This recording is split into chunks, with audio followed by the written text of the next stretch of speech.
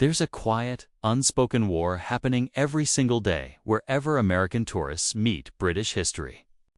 And the casualties aren't buildings or artifacts. You might think this is about arrogance or ignorance, but it's something far more fascinating. A complete unconscious rewiring of how entire nations remember the past. After years living between these two worlds and documenting the phenomenon, I've collected the most hilarious, awkward, and deeply revealing moments that occur when unchecked American confidence crashes headfirst into polite, but immovable, British correction. In this exploration, I'll show you exactly why these conversations spiral into mutual bewilderment, why both sides walk away feeling absolutely certain they are right, and what this says about our modern world.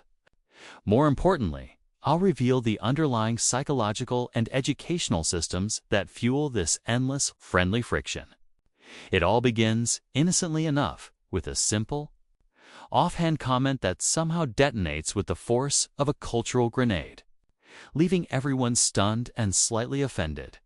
Take the classic scene at the Science Museum in London.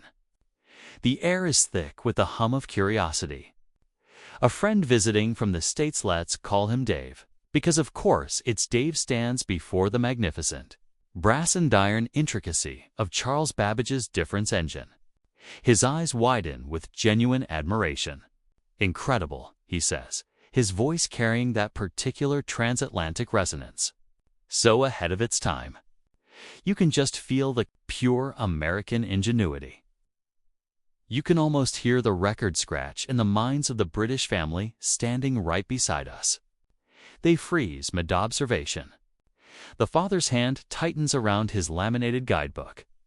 He leans infinitesimally toward his wife and whispers, barely moving his lips, "He didn't just say that, did he?" Dave, blissfully unaware of the cultural fault line he's just activated, doubles down.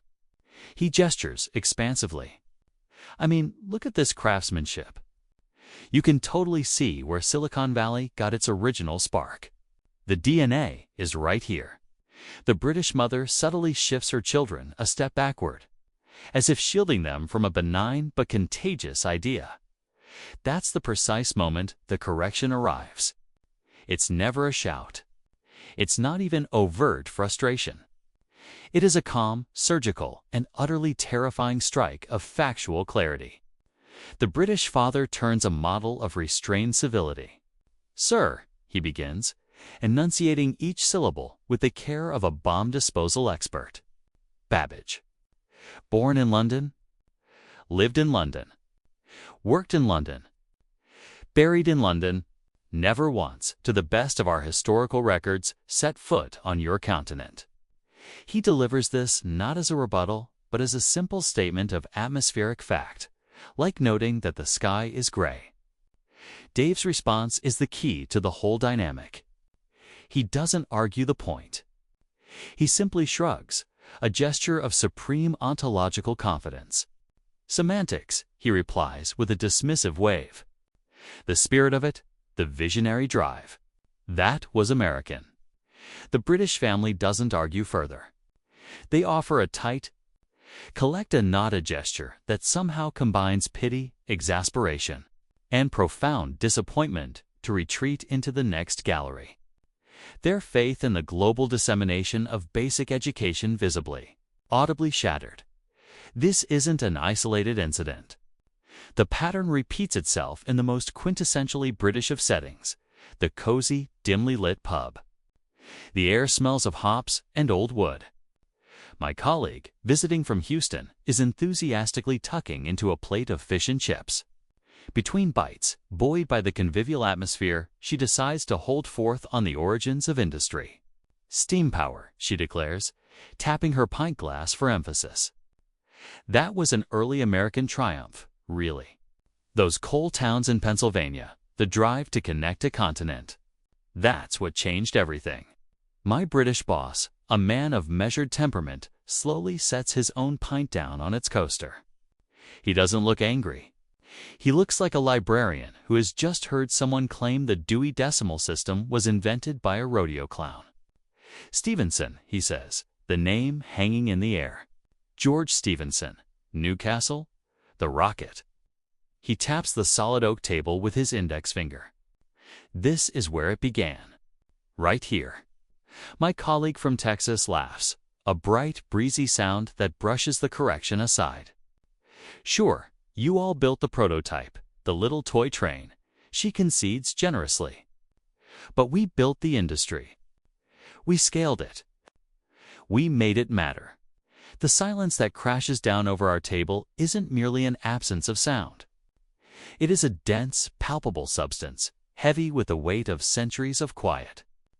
Unassuming pride that has just been described as a toy. You could bottle that silence and sell it as a tangible manifestation of cultural disconnect. So why does this keep happening, over and over, from Edinburgh to Exeter? The answer, I've come to understand, lies not in individual malice or stupidity, but in a uniquely American storybook version of the past that is taught as gospel. The American educational system, for complex and understandable historical reasons, often frames the narrative of human progress as a grand cinematic hero's journey. In this epic, the United States is not just a character. It is the undeniable protagonist, the shining city on a hill whose destiny is to fulfill the promise of history itself. The story begins with a tyrannical empire Britain, features a daring revolution, the good part, and then accelerates into a triumphant third act of manifest destiny, innovation, and global leadership. When something pivotal reshapes the modern world, be it the telephone, the light bulb, or the internet, the deep narrative instinct for many Americans is to connect it back to the American chapter of the story. Did an inventor spend crucial years there? File a patent there? Did an American company ultimately bring it to mass market? Then, in the mental shorthand of this national mythos, it becomes part of the American story. It's not conscious theft. It's a powerful gravitational pull, where significant historical mass naturally accrues to the central protagonist of the tale. The impact is the invention. I fell victim to this programming myself, in a setting designed for healing, not historical debate, a doctor's surgery. My GP, a wonderfully patient woman with the soothing tone of someone who has spent decades gently correcting men who self-diagnose with scurvy, was reviewing my medical history. She mentioned antibiotics. Without a moment's conscious thought, the script kicked in. Yes, I said amiably, such a brilliant American breakthrough. She stopped. Her hand, holding the clipboard, slowly descended to her lap. Her glasses slid down her nose in what felt like slow motion. She looked over the rims, her eyes locking onto mine. American? She asked. Her voice was so calm, it somehow became the most threatening sound in the world. In that instant, I knew, with the certainty of a man stepping into an open manhole, that I was profoundly and embarrassingly wrong. Fleming, she continued, the single word, a complete and devastating sentence. Alexander Fleming. Scottish. His lab was about 10 minutes from this building. You've probably walked past the plaque. I apologized with such aggressive sincerity that she ended the consultation by prescribing me 2 liters of water per day, presumably to flush the historical inaccuracy from my system. This encounter highlights the other side of the coin. The British are not merely passive recipients of these claims. They are, in fact, armed to the teeth with a patient, relentless, and deeply ingrained commitment to provenance. It's a national pastime, a quiet sport. They don't just casually know that John Logie Baird invented the television. They could likely tell you he was born in Helensburgh, Scotland, and that his first successful public demonstration was in a London department store. They don't merely acknowledge the steam engine. They know the specific hill in County Durham where the first tracks were laid. This isn't pedantry for its own sake. It's a deep-seated belief that the origin, the specific soil and context, is an inseparable part of the thing itself. To know a fact is to know its address, its lineage, its birthplace. Credit is not a vague concept. It is a precise coordinate on a map. This fundamental difference sets the stage for spectacular public showdowns, staged in the everyday theaters of British life. Consider the bustling main concourse of King's Cross Station under the great arched ceiling. An American father, shepherding his family, points a triumphant finger at a large historical poster depicting Stephenson's rocket in all its pioneering glory. Now that, he announces, his voice carrying with proud pedagogical clarity, is classic American engineering. You can see the vision. A nearby British woman of a certain age lets name her Margaret, for she is undoubtedly a Margaret hears this. She doesn't turn. She doesn't immediately speak. She first emits a sound that exists in the phonetic gap between a sigh, a sob, and a stifled scream. It is the audible crystallization of 1,000 years of compounded historical vexation. Then she acts. She doesn't address the man directly.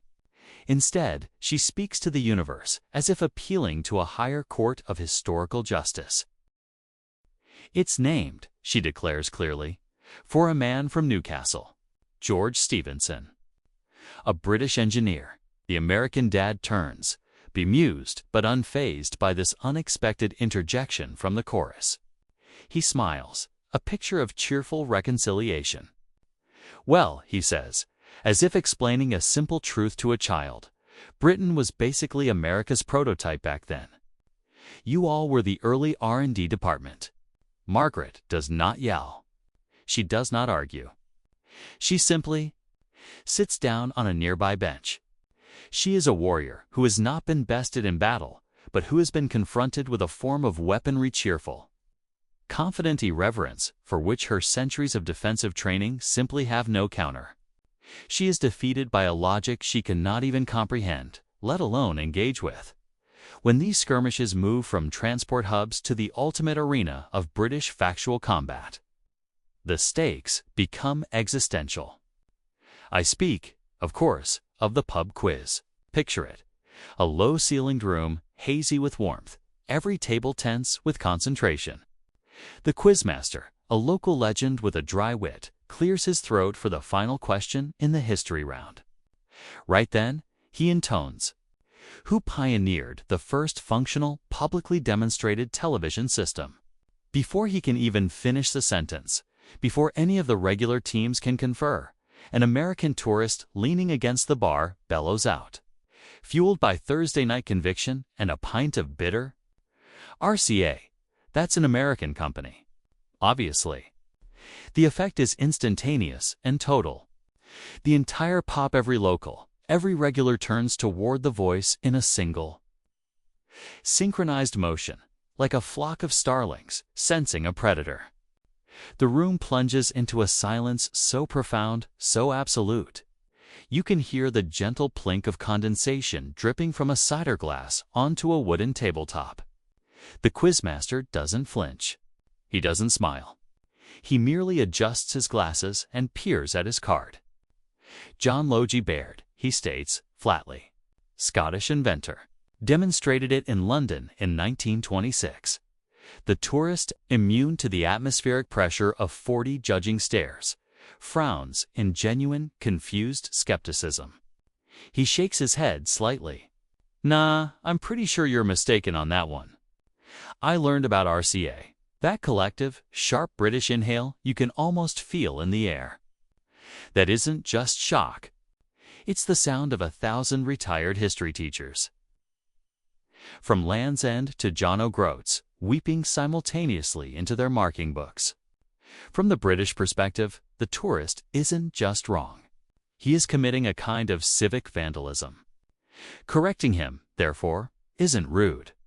It is a moral obligation, a public service on par with returning a lost wallet or pointing out an undone fly. Letting such a claim stand unchallenged would be a historical crime, an act of collective negligence. To the British mind, the logic is unimpeachable. Imagine for a moment letting someone leave a pub genuinely believing that William Shakespeare retired to a condominium in a Florida golf community. There are limits sometimes. However, the most revealing clashes aren't these public spectacles. They are the quiet, almost intimate moments of collision. In the pristine, echoing bathroom of a fancy restaurant, two American women are reapplying lipstick and discussing modern medicine. It's amazing, one says to the other's reflection, how Americans basically created modern antibiotics, saved millions. Her friend nods, a proud gleam in her eye. A British woman at the adjacent sink, drying her hands with methodical precision, hears this. She doesn't turn. She doesn't launch into a lecture. She simply lets out a quiet, weighted breath and whispers a single word to the marble countertop, like a priest uttering a sacred name. Fleming. Then she gathers her purse and leaves, her posture radiating the weary dignity of someone who has just borne silent witness to a profound, if small, betrayal of truth. Her exit is its own argument, or the scene in a crowded Costa Coffee in Birmingham. A young American couple is debating the origins of electric light. The man is adamant. Edison did it all. He had the genius, the hustle. The light bulb is American, full stop. A British barista sweeping past their table with a crumb-laden tray doesn't break stride. He simply mutters, sotto voce, to the air as he passes. Joseph Swan would like a word. The couple stops, perplexed. The woman leans in. Who's Joseph Swan? She asks her partner. The barista, now several feet away, hears this.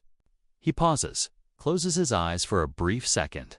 Man aging 3 years in a single sentence lets out a sigh that seems to carry the entire Industrial Revolution on its breath, and says, without looking back, never mind. Enjoy your latte. The core philosophical divide has never been clearer. For many Americans, the scale, the commercialization, the global impact is the invention. The act of making it ubiquitous is the truly creative, nation-defining act. For the British, however, the origin, the first spark in a specific mind at a specific place and time, is sacred.